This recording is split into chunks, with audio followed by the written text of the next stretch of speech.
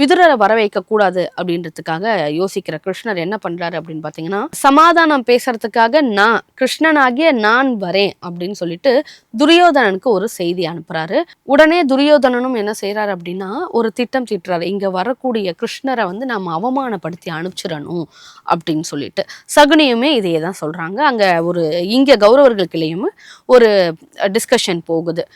ஆனா இதுல வந்து விதுரருக்கு பெருசா உடன்பாடு கிடையாது. ஏன் அப்படின்னு பாத்தீங்கன்னா, துரியோதனன் செய்வது தவறு அப்படின்னு ஆரம்ப காலத்துல இருந்தே விதுரர் நிறைய இடங்கள்ல சொல்லிட்டே தான் இருக்காரு. அதுல முக்கியமான ஒரு இடம் என்ன அப்படின்னு பாத்தீங்கன்னா, பாஞ்சாலியினுடைய துயில வந்து உருவினார்கள் இல்லையா, அன்னைக்கு வந்து எல்லாருமே வாயை மூடிக்கொண்டு இருந்த நேரத்துல கூட துரியோதனன் செய்தது தவறு, இந்த தவறுக்கான பாவத்தை துரியோதனன் அனுபவிப்பான் அப்படின்னு எந்திரிச்சு நின்னு சபையில சொன்ன ஒருத்தர் யாரு அப்படின்னு பாத்தீங்கன்னா விதுரர். இதனாலேயே விதுரரை வந்து கௌரவர்களுக்கு வந்து பிடிக்கவும் பிடிக்காது அப்படின்னு கூட சொல்லப்படுது.